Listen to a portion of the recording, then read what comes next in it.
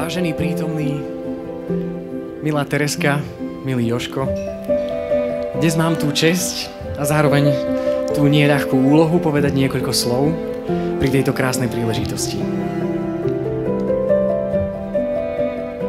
Sme tu dnes, aby sme oslavili nielen veľký deň vás dvoch, ale aj všetky tie malé momenty, ktoré nás sem doviedli, teda hlavne vás.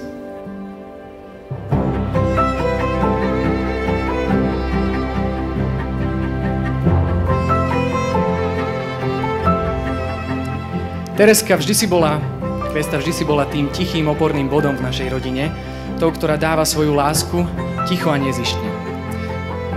Vidieť, ako si našla niekoho, kto túto tvoju silu a krásu oceňuje, je pre mňa nesmierne dojemné.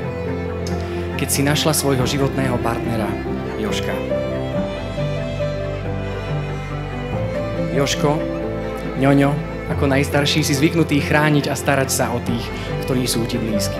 Viem, že so svojou povahou ju budeš vždy podporovať, stáť pri nej a tvoriť s ňou nádherný život plný vzájomného rešpektu a lásky.